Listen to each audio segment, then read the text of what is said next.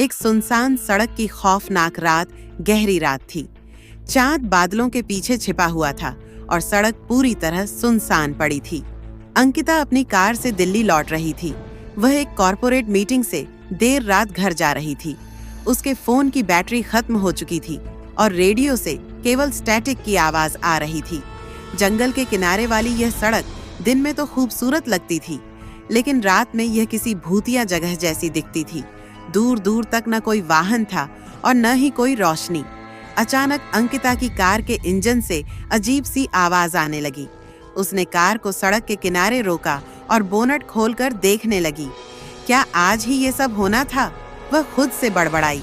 जैसे ही अंकिता कार की समस्या का पता लगाने में लगी थी, तभी उसने सड़क के किनारे एक महिला को खड़े देखा। वह सफेद साड़ी में थी और उसके बाल चेहरे पर बिखरे हुए थे। इस वक्त यहाँ कौन हो सकता है? अंकिता के मन में सवाल उठा। महिला धीरे धीरे अंकिता की ओर बढ़ने लगी। अंकिता का दिल जोर जोर से धड़कने लगा। उसने खुद को दिलासा दिया, शायद कोई मदद के लिए यहाँ खड़ा है। क्या तुम ठीक हो? अंकिता ने हिम्मत जुटाकर पूछा। महिला ने कोई जवाब नहीं दिया, बस उसकी आंखें अंकिता पर टिकी रहीं। महिला अंकिता के पास आकर अचानक रुक गई। इस सड़क पर मत रुको, यहाँ रहना सुरक्षित नहीं है, उसने धीमी मगर चेतावनी भरी आवाज में कहा। अंकिता को यह सुनकर अजीब लगा। क्या मतलब? उसने पूछा। महिला ने सड़क की ओर इशारा करते हुए कहा, यहाँ हर रात एक हादसा होता है और जो भी इस रास्ते पर रुकता है वह वापस नहीं लौटता। अंकिता को लगा कि यह कोई पागल महिला है। उसने उसकी बातों को नजरअंदाज किया और कार में वापस बैठ गई। लेकिन जैसे ही उसने इंजन स्टार्ट करने की कोशिश की, कार ने काम करना बंद कर दिया। अंकिता कार से बाहर निकली और इधर-उधर देखने लगी। तभी हवा का तेज झोंका आया और उसकी कार का दरवाजा खुद ब खुद बंद हो गया। यह क्या हो रहा है? अंकिता ने घबराते हुए कहा। सड़क पर अजीब सी आवाजें गूंजने लगीं, जैसे कई लोग एक साथ चीख रहे हों। पेड़ की शाखाएं हवा में ऐसे लहरा रही थीं, जैसे किसी अदृश्य ताकत ने उन्हें पकड़ रखा हो। महिला अब भी वहीं खड़ी थी। उसकी आंखें लाल हो चुकी थीं और उसका चेहरा खौफनाक हो गया था।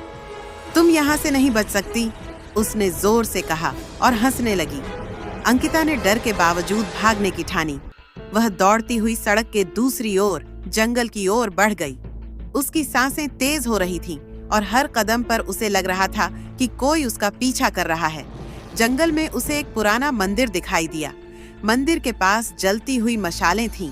वहां एक बुजुर्ग साधु बैठे हुए थे। अंकिता ने घबराकर उनसे मदद मांगी।